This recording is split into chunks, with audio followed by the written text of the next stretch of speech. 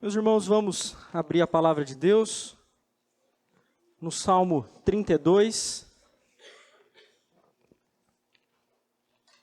Salmo 32. Nós faremos a leitura na ARA, Almeida Revista e Atualizada. Se você está com a Bíblia no celular, digitalmente, você pode colocar a versão para acompanhar a exposição com mais clareza e facilidade. Salmo 32.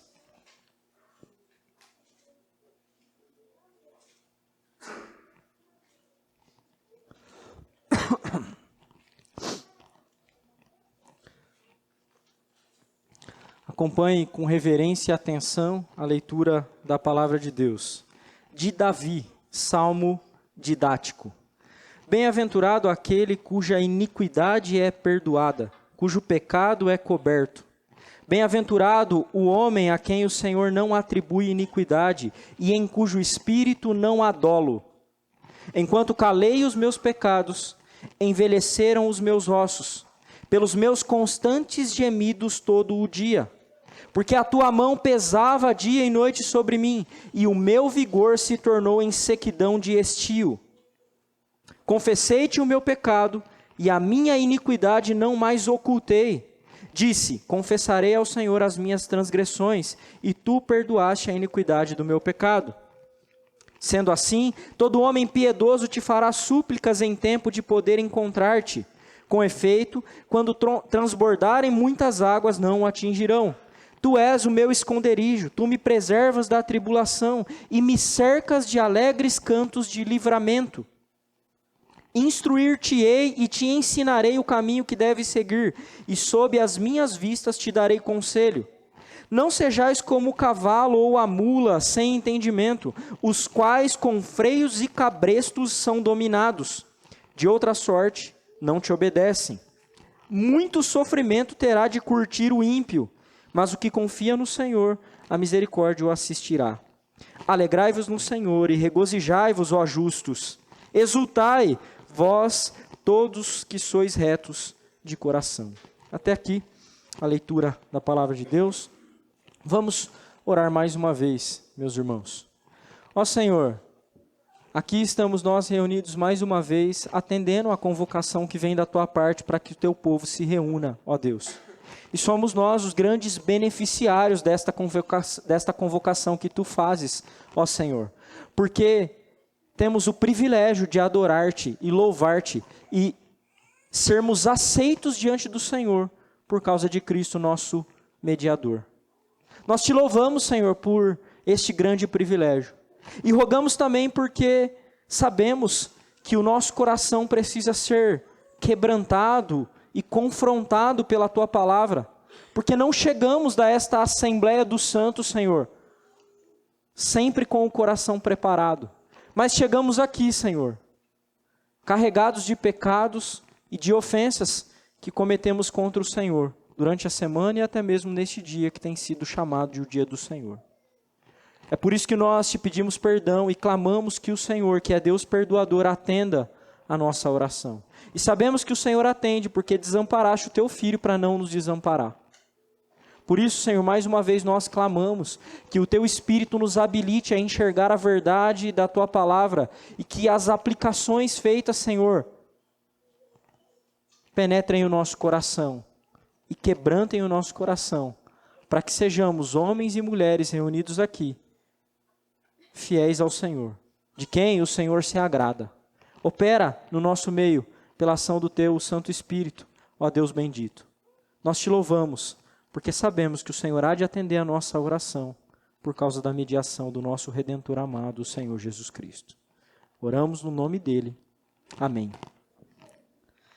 Talvez alguns cristãos mais antigos que aqui estão nesta noite já tenham ouvido falar de um pequeno livro, praticamente um livreto chamado Mais que um Carpinteiro.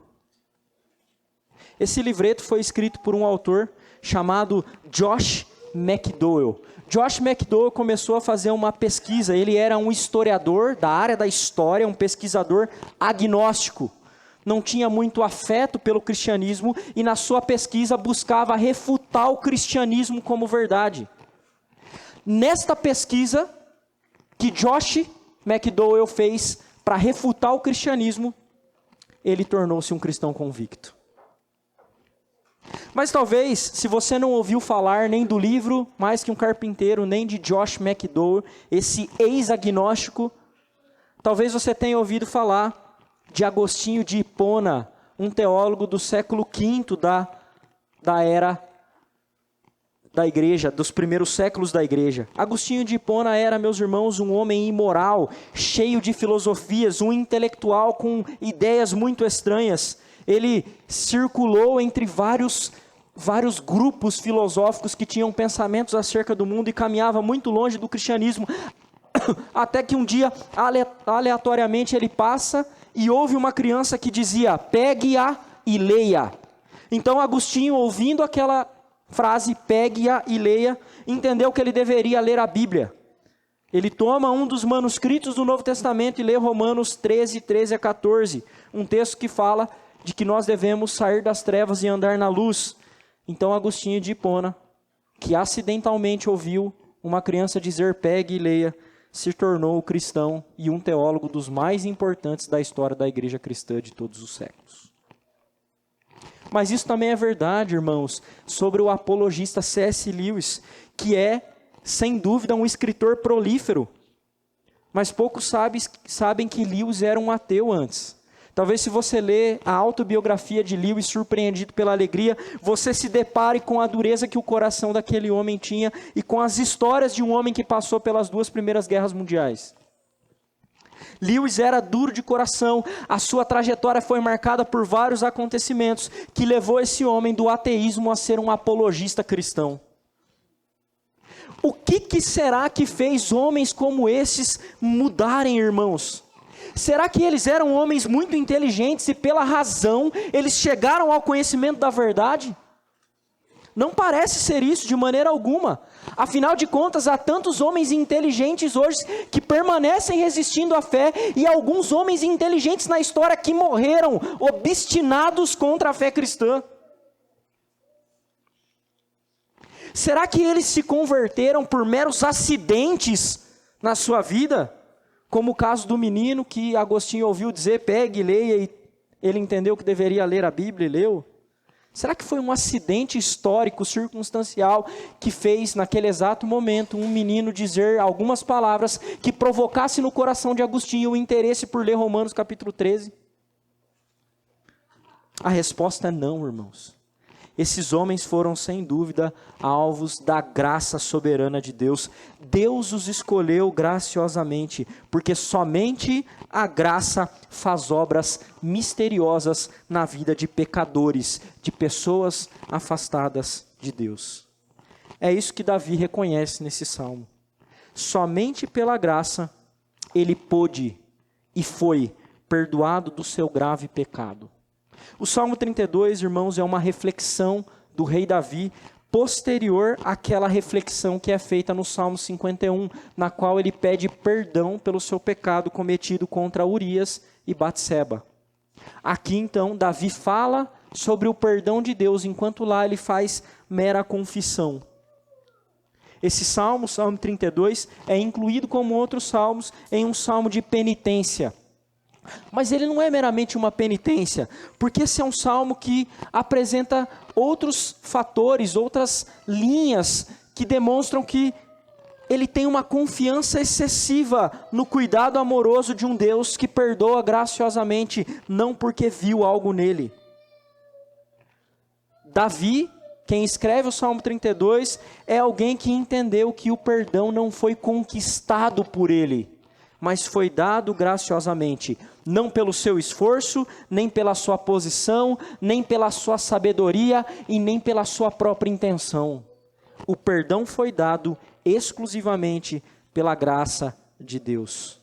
Somente pela graça é que Davi foi perdoado. Somente pela graça é que os crentes, ao longo de toda a história, são perdoados. Somente pela graça que gente como eu e como vocês podem ser perdoados. E esse salmo, irmãos, nos ensinam 3 verdades sobre a graça nas suas várias estrofes. Essas lições são muito importantes para nós e por isso eu quero que você fique com a sua Bíblia aberta e acompanhe a exposição com atenção, para que a gente consiga compreender como essas 3 lições se apresentam no texto bíblico do Salmo 32. A primeira lição que nós veremos nesse salmo e que se encontra nos primeiros 5 versos é: somente pela graça pecadores são perdoados. Somente pela graça pecadores são perdoados. Veja, irmãos, esse não é meramente um salmo de penitência, como já demonstrei falando agora há pouco algumas outras razões. Ele também é um salmo de sabedoria. Salmos de sabedoria geralmente começam com alguma relação com a Torá. A Torá é a lei de Deus. O sábio é aquele que cumpre a lei.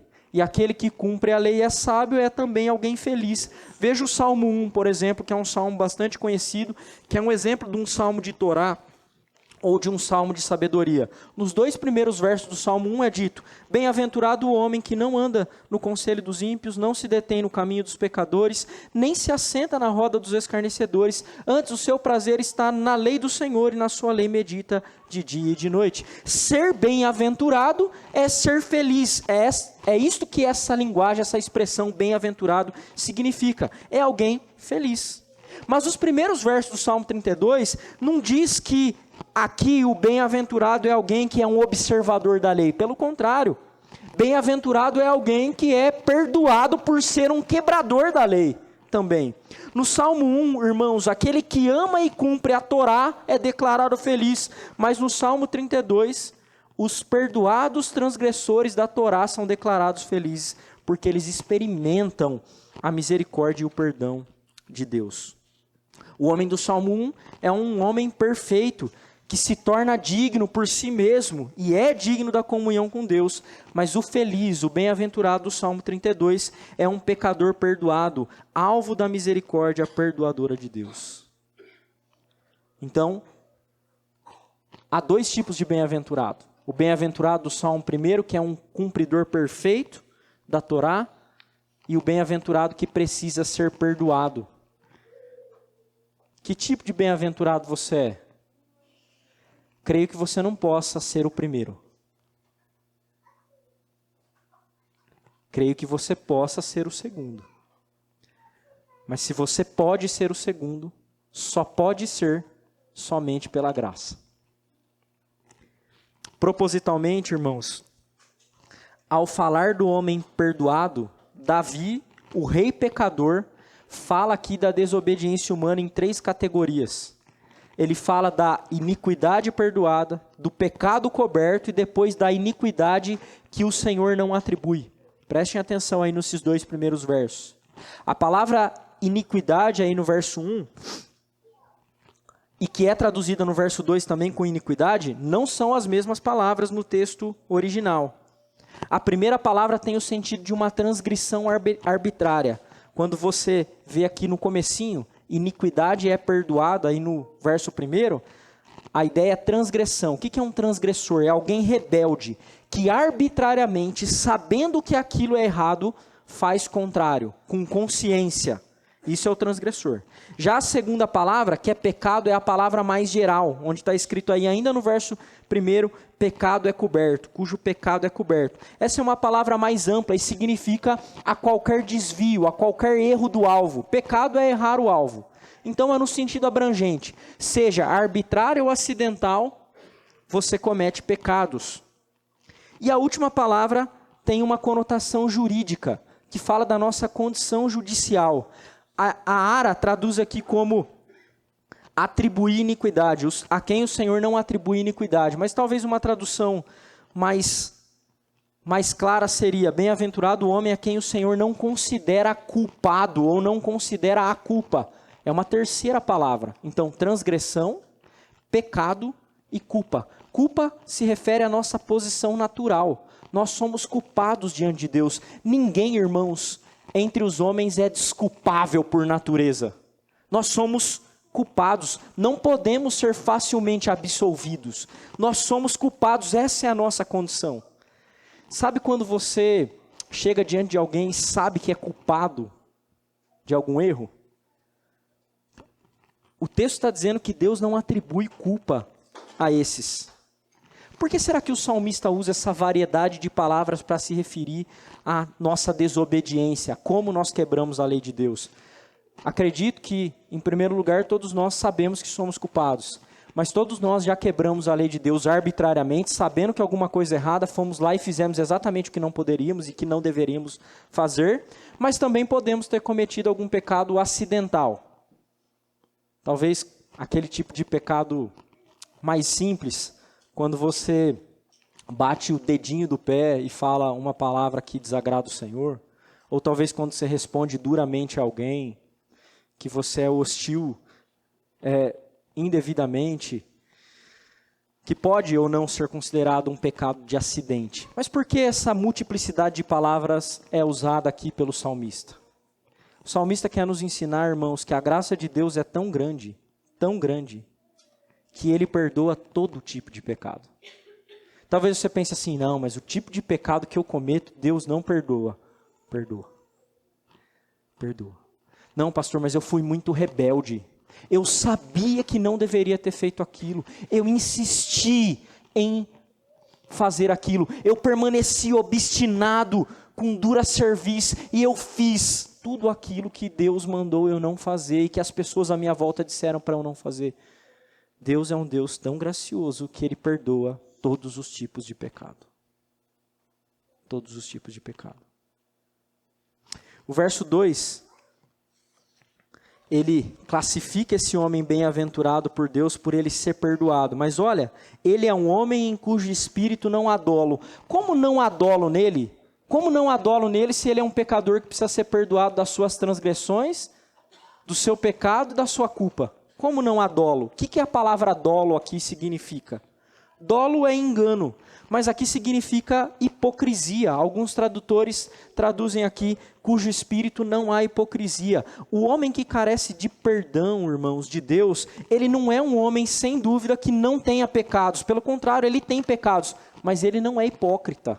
O homem a qual Deus resolve perdoar é um homem que tem conhecimento do seu pecado e, portanto, é levado pelo próprio Deus ao arrependimento, assumindo a sua culpa. Ninguém pode ser perdoado a não ser que tenha conhecimento de que está errado.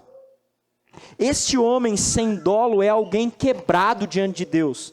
Alguém que sabe que não é digno e não é merecedor do perdão, mas sinceramente professa a sua culpa. Professa que é alguém que está em dívida diante de Deus. Alguém que não merece o perdão.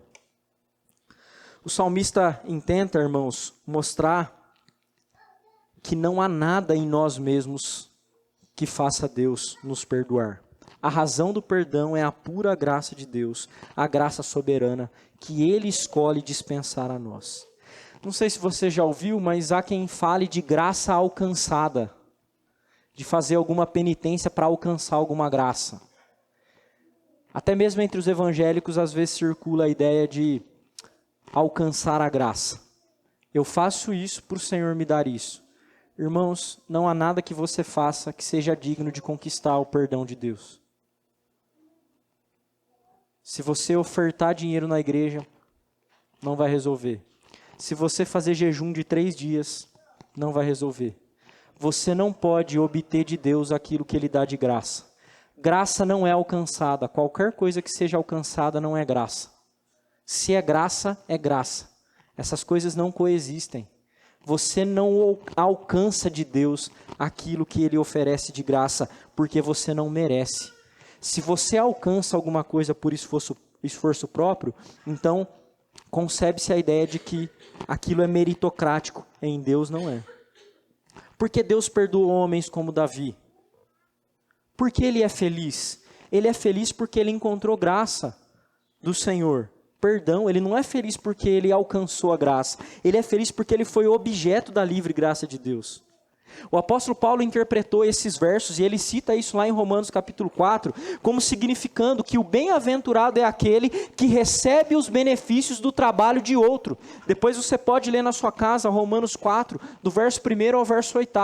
Paulo vai dizer que aquele que trabalha e recebe salário, ele não recebe graça, é mérito. Mas aquele que não trabalha, mas recebe, isto é graça. Nós, irmãos, recebemos a justiça de outro, somos perdoados por causa do trabalho de outro. Os felizes são, de acordo com o texto do Salmo 32, aqueles que não trabalharam, aqueles que não merecem, aqueles que não puderam alcançar nada. São felizes porque recebem a graça baseada nos méritos de outro. Mas quem é o outro que trabalhou? Leia Romanos 4 e você saberá que o outro, por meio de quem a graça nos é oferecida, é Jesus Cristo, nosso Senhor. Note, irmãos, o perdão não é Deus desconsiderando o pecado. Tem pessoas que pensam assim, que eu peco diante do Senhor, aí eu vou lá e peço perdão, então Deus desconsidera o pecado. Tá bom, vamos seguir em frente, vamos deixar para lá o seu pecado. Irmãos, Deus não trata pecados do jeito que a gente pensa. Deus é um Deus santo e por vezes nós nos esquecemos disso. Pensa bem, você acha que Deus seria justo se Ele meramente passasse a desconsiderar pecado? Deixa eu ilustrar para você entender um pouco melhor. Supomos que um criminoso invada a sua casa, roube as suas coisas, machuque a sua esposa e os seus filhos e ele é preso. E aí ele vai diante do juiz e você está lá para ver a justiça ser feita. E o criminoso olha para o juiz e diz: Senhor juiz, eu sei que o meu crime foi intenso e ele machucou a sociedade e algumas pessoas. Mas eu estou profundamente arrependido dos meus crimes, Senhor juiz, e peço que o Senhor me absolva. E você está ali vendo alguém que machucou a sua esposa e filhos, roubou as coisas da sua casa, e o juiz olha para ele e diz assim: considerando que você está arrependido, que você diz que não fará mais essas coisas, eu te perdoo. Que tipo de sentimento você teria acerca desse juiz? Que ele era um homem justo ou não?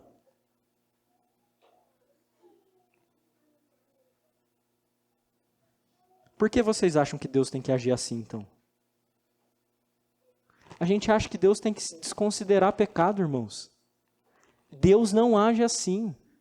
Ele não deixa passar os pecados. Não é assim com Deus. As pessoas acham que chegam diante de Deus e Deus diz assim: tudo bem, vamos esquecer o mal que você fez, vamos deixar para lá. Talvez você use o texto bíblico lá de Miqueias 7,19, que diz que Deus jogaria os nossos pecados nas profundezas do mar. Será que Ele fará isso mesmo? É claro que fará, irmãos, mas Ele não fará isso sem custo. É verdade que Deus é um Deus perdoador, é verdade, mas isso não é algo que foi feito sem custo. A linguagem do Salmo 32, especialmente nos versos 1 a 2, diz que Deus perdoaria os nossos pecados, mas a palavra traduzida aqui como perdão é a palavra que poderia ser traduzida do texto hebraico como carregar. Os nossos pecados foram carregados. O sentido é de que Deus nos carregaria os pecados. Como que Deus carregaria o meu pecado? Deus não está jogando o pecado para debaixo do tapete. Quem faz isso é a gente, irmãos. Deus não faz. Ele carrega o pecado. O texto ainda diz que Deus não atribui iniquidade. Isso significa que Deus passa a considerar o iníquo justo. Mas como que Ele faz isso sendo justo? Como que um Deus justo poderia considerar o injusto justo?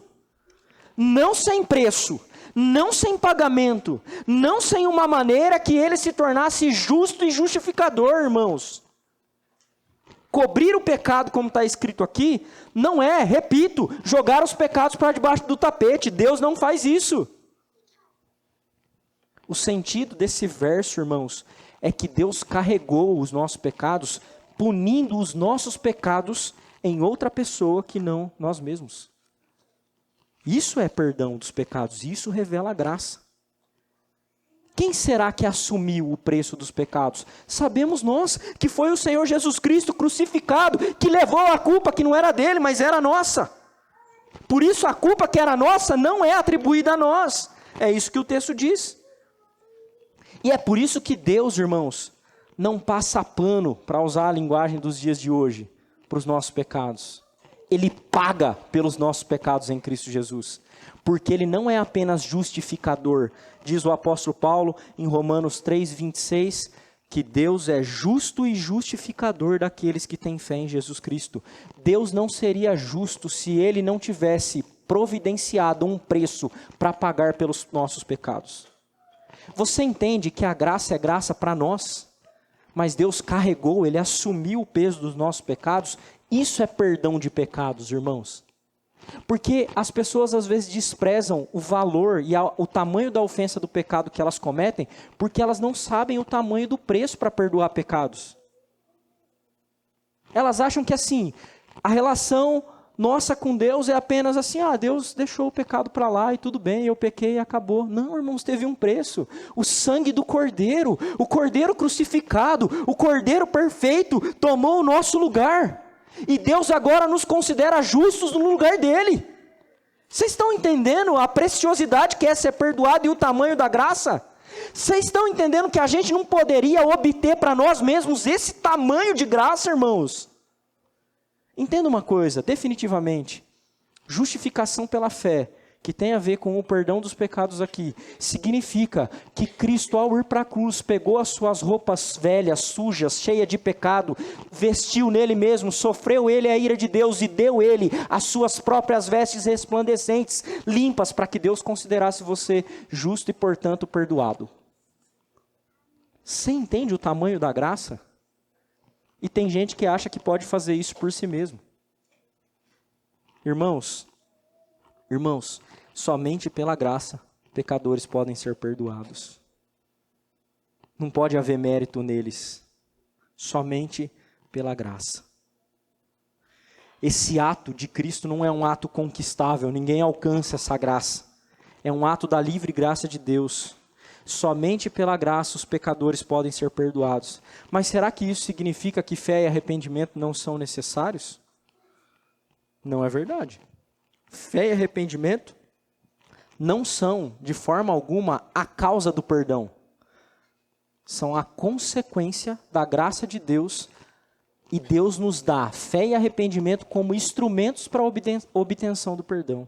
Veja o que dizem os versos 3 a 5. Enquanto calei os meus pecados, envelheceram os meus ossos, pelos meus constantes gemidos todo dia, porque a tua mão pesava dia e noite sobre mim, e o meu vigor se tornou em seguidão de estio. Confessei-te o meu pecado, e a minha iniquidade não ocultei. Disse, confessarei ao Senhor as minhas transgressões, e tu perdoaste a iniquidade do meu pecado. Davi diz, irmãos, que enquanto ele calou, enquanto ele não falou, ele ocultou os seus pecados, os seus ossos envelheceram e os seus gemidos eram constantes. A palavra gemido aqui é usada várias vezes na Bíblia para se referir ao rugido do leão. É a mesma palavra que Davi usa. E isso é uma ironia. Por que é uma ironia? Porque Davi ocultou de Deus o seu próprio pecado, como se Deus não soubesse, mas ele ocultou do próprio Deus o pecado, mas ele rugiu pelos seus gemidos de miséria, porque ocultou de Deus o pecado. Os ossos aqui mencionados são o sinônimo, a linguagem daquela época, e a linguagem poética do Salmo mostra que, na verdade, Davi se refere ao vigor físico e emocional. O pecado ocultado e não tratado, meus irmãos, produz perda do vigor físico e emocional, que a longo prazo em nossos dias se torna algo que a gente chama de depressão. Por que há muitas pessoas depressivas por aí, irmãos? Por que cresce cada vez mais o número de pessoas depressivas? Vocês acham que isso é um fator aleatório da nossa época? Será que é a pressão do mercado de trabalho, as dificuldades do mundo? Como se o século XXI fosse o único século em que houvesse sofrimento, houvesse pressão? Irmãos, leiamos a história do mundo. Leiamos a história das epidemias. Você acha mesmo que a pessoa tem justificativa para ter uma depressão profunda, uma justificativa santa para ter uma depressão profunda porque perdeu um parente de Covid? Olhem para as epidemias ao longo da história. Quantas pessoas, quantas famílias foram dizimadas pela peste negra, pela varíola? Isso não é um produto da nossa época, irmãos. As dores acompanham a humanidade desde que o pecado entrou no mundo. Por que as pessoas estão cada vez mais depressivas? Porque elas ocultam os seus próprios pecados. Veja bem e entenda, não estou dizendo que todo caso de depressão é problema de pecado ocultado. Sem dúvida há casos de depressão que têm fatores orgânicos envolvidos, fatores químicos, biológicos envolvidos. Sem dúvida há. O que eu estou dizendo é que há, sem dúvida, irmãos, muitos casos de depressão por causa da ausência de Deus e da falta de tratamento de pecado, especialmente entre os crentes. Especialmente entre os crentes. Davi diz no verso 4 que a mão do Senhor pesava dia e noite e o seu vigor se tornou em sequidão. O que é se tornar em sequidão? É como se Deus estivesse pressionando e Davi parou de ser fértil, parou de produzir. As coisas começaram a dar errado. Veja bem, isso é outra coisa. Nós precisamos lembrar, irmãos, que nem sempre quando algumas coisas dão erradas na nossa vida, significa que tem alguma coisa de pecado maltratado, tá? Nem sempre. Basta a gente olhar para a história de Jó. Certo? Então, se as coisas estão dando errado, nem sempre significa que você está em pecado. E você também não pode fazer um juízo do seu irmão. Ah lá, a coisa está dando tudo errado para o irmão, é porque ele está em pecado. Tome cuidado com fazer isso. Davi está dizendo de si mesmo. Então, se você disser algo do tipo, diga de si mesmo. Tá certo? Veja bem, tudo estava dando errado porque Davi entendeu que era um ato da disciplina de Deus. Deus estava disciplinando e as coisas começaram a dar errados porque Davi tinha pecados ocultos. E Deus disciplina os seus filhos, irmãos. Deus pressiona os seus filhos. Ele não deixa os seus filhos sem disciplina. A lei da semeadura existe. Aquilo que nós plantamos, nós colhemos. É por isso que Davi, então, no verso 5, diz que confessou o seu pecado. E ele também induz os seus ouvintes e leitores a fazerem o mesmo. E ele diz consigo mesmo, preste atenção no verso 5. Confessarei ao Senhor as minhas transgressões, e tu perdoaste a iniquidade do meu pecado. Essa fala consigo mesmo lembra o texto do filho pródigo, que diz, levantar-me-ei e irei ter com meu pai, e lhe direi, pai, pequei contra o céu e contra ti. Perceba que a mão de Deus pesava sobre Davi como pesava sobre o filho pródigo na história. A mão de Deus pesava. Por quê, irmãos? Porque Deus sempre provoca o coração dos seus filhos ao arrependimento. Deus sempre provoca o coração dos seus eleitos ao arrependimento. Deus não deixa os seus abandonados em seus próprios pecados. Deus disciplina aquele que são seus filhos. E você acha que isso é um ato do juízo divino? Você está errado. Isso é um ato da graça divina, irmãos. Deus não nos abandona nos nossos próprios pecados. Ele não deixa os seus filhos permanecerem no pecado. Ele perdoará graciosamente pecadores, mas não sem levá-los a um profundo senso de feiura do pecado, de que o pecado é algo que o fere. Deus mostra aos seus filhos, pesando-lhes as mãos às vezes, o quão profundo é o pecado que eles cometem, para que eles se humilhem diante de Deus, confessando os seus pecados. Irmãos, somente pela graça, pecadores são perdoados, porque somente pela graça, pecadores podem receber a presença e a obra do Espírito, para produzir neles os meios que levam ao perdão, arrependimento e fé. Entendem? Arrependimento e fé não causam o perdão.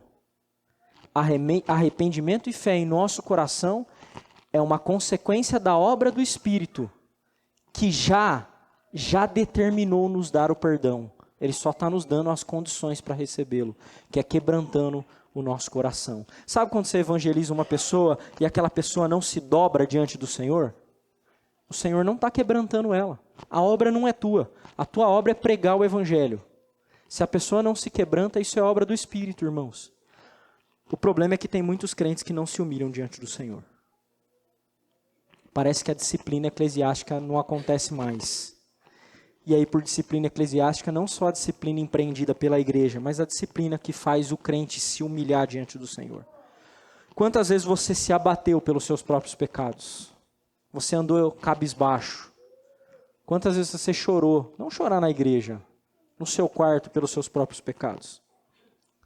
Talvez alguns não estejam reconhecendo que somente Deus pode perdoar pecadores e somente Ele pode levá-los à obtenção pelos meios exatos, que é o arrependimento e a fé. Humilhem-se diante de Deus, mas você não conseguirá fazer isso sem que o Espírito opere em você. Isso também é somente pela graça. Nós vimos, irmãos, nessa primeira lição, que somente pela graça pecadores são perdoados. A segunda lição, nos versos 6 e 7, é que somente pela graça pecadores são preservados. Quando pecadores são perdoados, eles são considerados então justos de Deus, nós vimos isso. Eles não são justos, mas são considerados justos assim por causa de Cristo. Agora nos versos 6 e 7, o salmista então nos apresenta mais uma esfera de atuação da graça. É somente pela graça que nós somos preservados. Preservados do quê? Preservados do juízo vindouro. Veja bem como Deus preserva os seus do juízo vindouro, irmãos. A primeira coisa que Davi começa dizendo aqui é que o homem piedoso, isto é, aquele que foi levado pelo Espírito ao arrependimento, pela graça de Deus, que foi perdoado, este fará orações a Deus em tempo de encontrá-lo. Como que Deus livra os seus do juízo vindouro? Deus livra os seus, sendo achado por eles, no momento em que eles podem encontrá-los. Eles oram e fazem súplicas no tempo de encontrar a Deus que está disposto a perdoar. Haverá, irmãos, o tempo, e nós precisamos nos lembrar disso, em que o perdão não estará mais disponível. E é possível que o perdão já não esteja disponível para algumas pessoas hoje. É possível.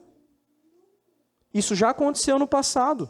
Lembremos, por exemplo, da história de Esaú, aquele que trocou o seu direito de primogenitura por um prato de lentilha. O texto de Hebreus diz que Abraão procurou com súplicas o arrependimento, mas não achou lugar de arrependimento e foi rejeitado por Deus. O tempo de Esaú passou. Quem garante que o seu não vai passar?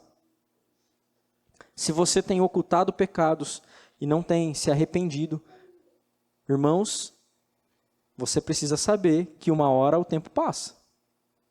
O de Esaú havia passado. Mas por ora Deus preserva aqueles a quem ele se torna disposto a ouvir. Eles são livres do juízo. E por que me refiro ao juízo? Veja o que diz o final do verso 6. Com efeito, quando transbordarem, muitas águas não o atingirão. A palavra aqui, muitas águas, tem a ver com o dilúvio. O poeta hebreu do Salmo 32 tem em mente o dilúvio. Ele está se referindo, irmãos, ao juízo de Deus. Deus preservará o homem do transbordar da água, do dilúvio, do juízo que virá. Ele fará isso. E por que Deus preserva homens do juízo? Ele não preservará todos, assim como não preservou nos dias de Noé, e como ele prometeu não preservar todos, ele prometeu preservar os seus. Deus fará isso somente pela graça.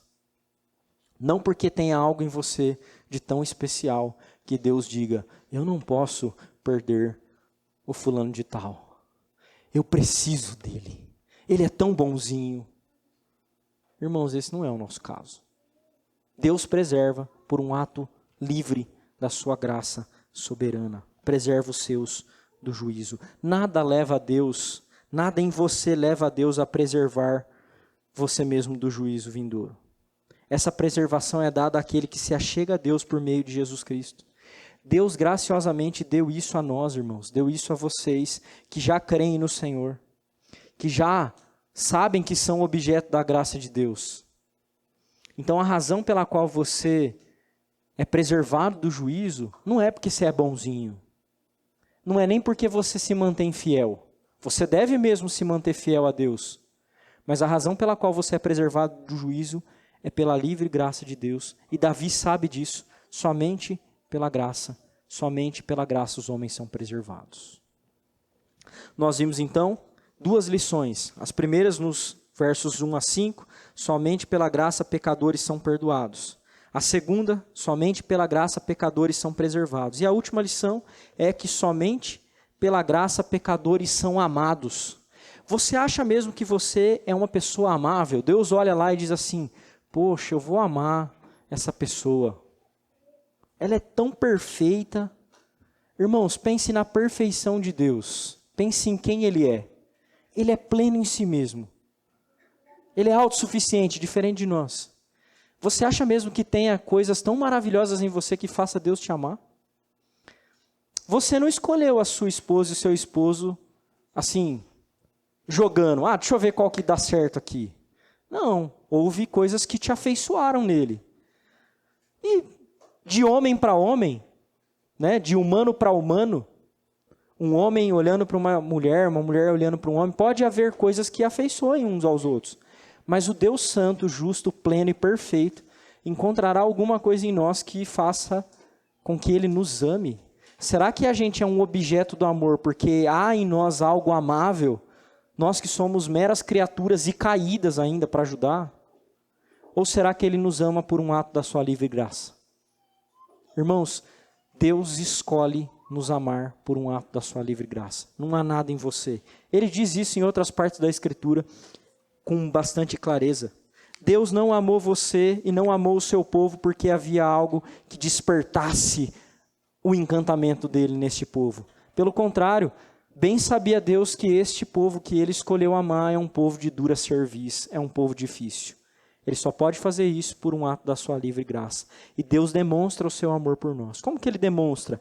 Primeiro ele demonstra instruindo-nos. Olha o que diz o verso 8. Instruir-te-ei e te ensinarei o caminho que deves seguir, e sob minhas vistas te darei conselho. Perceba que a pessoa que fala mudou agora. Ele está falando no singular, eu. Eu te instruirei, eu te ensinarei e te mostrarei o caminho que deve seguir. E sob as minhas vistas te darei conselho. Será que é Deus que está falando aqui? O salmo é uma poesia, uma canção que vai sendo composta por estrofes. No verso 10, por exemplo, o salmista fala do Senhor em terceira pessoa. Muito sofrimento irá de curtir o ímpio, mas o que confia no Senhor, a misericórdia assistirá. É o mesmo falante do verso 8, então não pode ser o Senhor que está dizendo, porque ele se refere ao Senhor em terceira pessoa no verso 10. Então quem que está falando? Quem está falando essas palavras é o rei Davi. Mas note como essas palavras são intencionalmente soberanas, irmãos. Essa expressãozinha aí no verso 8, e sob as minhas vistas te darei conselho, é como, tem o sentido de, com os meus olhos postos em você te aconselharei sempre. Os meus olhos sempre estarão em vocês. Será que Davi podia dizer isso na posição de pecador? Ele havia dito no Salmo 51 que quando Deus o perdoasse, ele instruiria os pecadores. Se você ler lá o Salmo 51, você vai lembrar. Mas aqui tem uma coisa interessante. Davi não está falando isso só na posição daquele que pecou. Ele está falando isso no ofício que Deus deu para ele. Qual que é o ofício que Deus deu para ele? O rei. E Davi era o rei messiânico. Por que rei messiânico? Porque era o rei de quem viria o Messias. Davi tipifica o próprio Senhor Jesus Cristo. Esse salmo não tem a voz de Cristo nos versos anteriores, porque Cristo nunca pecou. Ele não poderia dizer, Senhor, o Senhor perdoou a mim dos meus pecados. Eu confessarei nos meus pecados. Que pecado Cristo tinha para confessar? Nenhum. Então, agora, a voz aqui é do Messias rei, que é um representante do próprio Deus, a quem Davi está assumindo o ofício e está falando na voz de Cristo. E o que ele diz?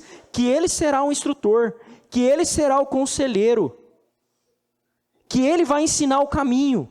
Irmãos, Cristo é o nosso grande mestre, ele é o Senhor da igreja.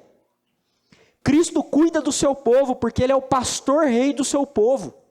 Ele que cuida. Essas palavras têm um profundo significado para nós, porque elas estão ecoando a voz de Cristo até hoje. Não só para os israelitas que pensaram que isso significava o rei Davi dizendo para eles. Para nós é o nosso mestre perfeito, o rei Jesus que nunca pecou. Se você for pai, você sabe o quanto custa ensinar. Isso custa tempo e esforço e bastante paciência. Vocês sabem disso. Eu sei disso como pastor, não como pai ainda. Mas como pastor eu sei.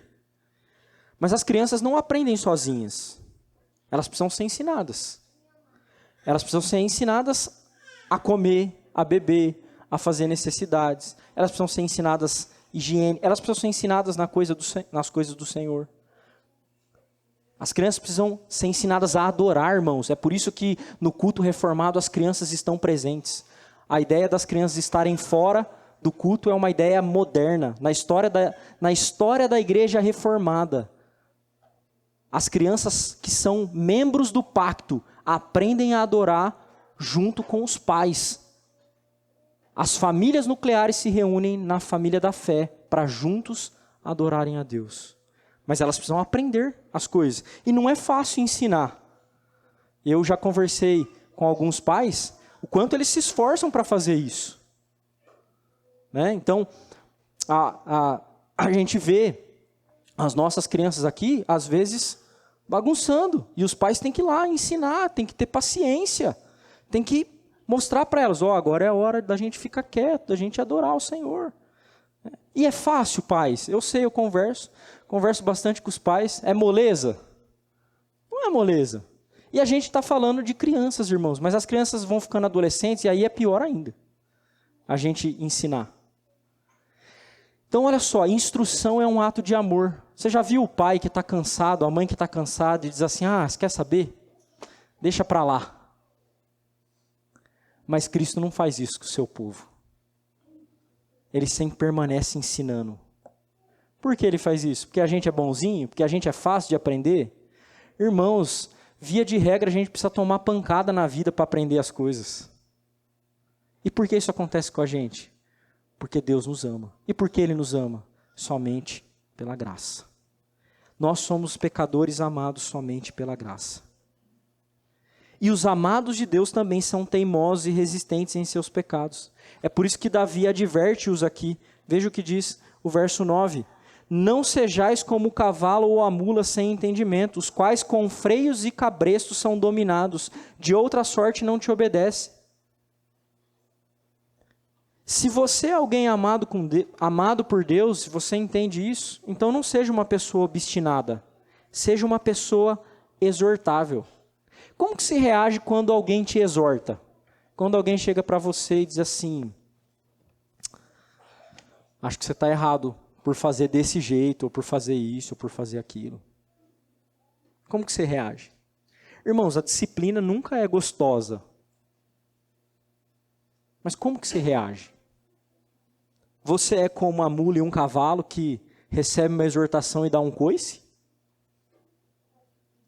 Ou você considera o que a pessoa fala? Mesmo quando a pessoa pode estar fazendo um juízo errado. Talvez você pode pensar assim, não, pastor, mas aqui está falando da instrução que vem do rei, do Senhor Jesus Cristo. E como que o rei e o Senhor Jesus Cristo ensina o seu povo? Por meio de quem? Por meio do seu pastor, dos seus presbíteros, dos seus diáconos, dos seus irmãos, da sua esposa, do seu esposo, dos seus pais, dos seus filhos. É assim, irmãos? Então, às vezes, quando nós respondemos mal à exortação de alguém, então a gente está agindo como uma mula. É o que o texto está dizendo. Irmãos, ser disciplinado por Deus e ser exortado é uma graça do amor divino. Isso não pode ser conquistado, isso é graça de Deus. Isso é graça do Senhor. E há uma diferença entre o crente e o ímpio. Olha o que diz o verso 10. Muito sofrimento terá de curtir o ímpio. Por quê? Porque permanece obstinado. Mas o que confia no Senhor, a misericórdia o assistirá. Essa palavrinha aqui, misericórdia, se você ler na NVI, por exemplo, ela está lá como amor leal. Ela poderia ser traduzida como amor pactual. Ela é uma palavra muito específica no Antigo Testamento. O hebraico é hesed. Eu cito porque vários livros o citam. O hesed de Deus é o amor pactual, o amor leal de Deus. Irmãos, entrar em um pacto conosco é um ato de amor gracioso de Deus. Nós não merecemos isso. E Ele escolhe amar os seus. E nós só podemos ser amados pela sua graça. Entendem? Não há nada em nós que faz com que a gente seja amável para Deus. Ele escolhe livremente amar-nos porque Ele fez um pacto com a gente livremente para nos amar. Isso indica que Deus cuidará dos seus o tempo todo, enquanto o sofrimento para o ímpio será amplo. Olha só o que diz o texto: muito terá de curtir, muito sofrimento terá de curtir, o ímpio será curtido no sofrimento. É isso que o texto está dizendo. Há uma diferença entre aqueles que recebem a graça de Deus e aqueles que não recebem. Aqueles que recebem a graça de Deus são perdoados por Deus, são preservados por Deus e são amados por Deus. Talvez você já tenha ouvido que Deus ama todas as pessoas. Irmãos, isso não é verdade. Aqui há uma diferença. O ímpio terá de curtir muito sofrimento, mas o que confia no Senhor, o amor leal de Deus o acompanhará, o cercará. É isso que o texto quer dizer. Deus não ama a todos. Deus ama aqueles que são seus eleitos. Nós sabemos quem são os eleitos? Não sabemos quem são. O que nós temos certeza é que Deus dispensa graça para aqueles e não para outros. Deus os faz por um ato da sua soberania. Como que a gente então pode saber que Deus ama certas pessoas e não ama outras? Nós não sabemos. Simplesmente não sabemos. Então o que a gente faz? A gente prega o evangelho para todo mundo. Se o próprio Deus levar uma pessoa ao arrependimento e à fé em Jesus Cristo, que é o nosso Senhor, então nós sabemos que Deus a amou. Se você é uma pessoa que tem fé, confia e conhece o Senhor Jesus Cristo pessoalmente, então não tenha dúvidas do amor de Deus. Se você ainda não entendeu o evangelho, corra para Deus, ainda há tempo de o encontrá-lo. Corra. Mas saiba de uma coisa, o amor dele só virá por um ato da sua graça, não há nada em você. Então se humilhe diante dele. Mas não entenda o teor desse salmo errado. Esse salmo não pretende contar aos seus leitores a possibilidade de Deus não perdoar, não preservar ou não amar algumas pessoas. Pelo contrário, ele pretende enfatizar a graça de Deus de tal modo que mostre que Deus ama até mesmo, irmãos, gente como eu e vocês. Nós não somos bonzinhos. Se você tem uma visão muito alta de si mesmo e você talvez esteja pensando assim, como Deus não me amaria? Ou como Deus não amaria tal pessoa que eu considero ser uma pessoa boa? Então você é uma pessoa bastante orgulhosa. Mas esse salmo quer incutir no nosso coração um outro tipo de questionamento. Quando você olha para esse salmo, a questão que você deve levantar é o seguinte: quão grande é a graça divina a ponto de amar um pecador como eu? Note a disposição do seu coração. Se você é o tipo de pessoa que está olhando para a primeira pergunta, então você é um orgulhoso obstinado. Se você está levantando a segunda questão, que graça, que maravilhosa graça. Eu sou um pecador tão ruim e Deus me perdoa. Esse é o sentimento que aqueles que conhecem o evangelho têm. E o salmista entendeu isso. Tanto é que o salmo termina com uma ordem para os justos, isso é, para os justificados, alegrarem-se e regozijarem no Senhor. Só se alegra no Senhor aqueles que realmente entendem que são salvos somente pela graça, irmãos.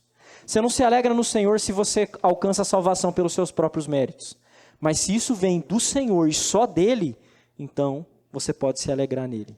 Somente pela graça, pecadores podem ser perdoados, preservados do juízo e amados por Deus. Esse é o caso de Josh McDowell, Agostinho de Hipona, C.S. Lewis e alguns que estão aqui. Talvez todos. Queira eu e quero eu que sejam todos. Saber, irmãos, que somente pela graça que as pessoas são salvas, não deve nos desencorajar, deve nos encorajar. É isso que nos motiva a pregar para pecadores dos piores tipos.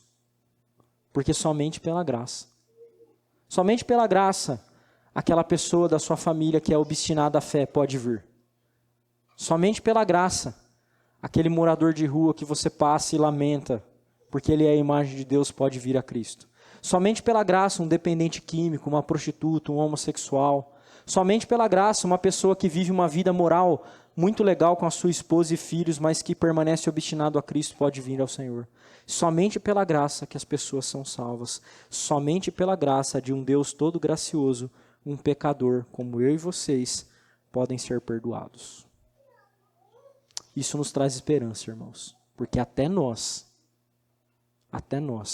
podemos ser perdoados, preservados e amados por um Deus tão bom e santo como é o nosso. Vamos orar mais uma vez. Ó Senhor, nós rogamos-te que o Senhor nos dê uma visão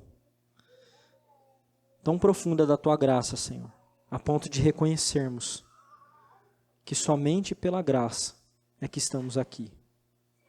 Não é pelas nossas obras, não são pelas nossas obras, não são pelos nossos méritos, Senhor. Nós não somos pessoas amáveis, os nossos pecados são graves, Senhor. Nós não somos pessoas exortáveis, às vezes agimos como cavalos e mulas. Produz em nós um senso, Senhor, do nosso pecado, para que nos humilhemos diante do Senhor. Ó Deus, que nós te louvemos pela tua profunda graça dispensada a nós. Tudo aquilo que o Senhor fez basta. Que nós descansemos das nossas próprias obras e abracemos a Cristo Jesus, nosso Senhor, por meio de quem nós recebemos o perdão, a preservação e o teu amor. Bendito seja o Senhor, hoje e para sempre. Assim nós oramos, em nome de Cristo.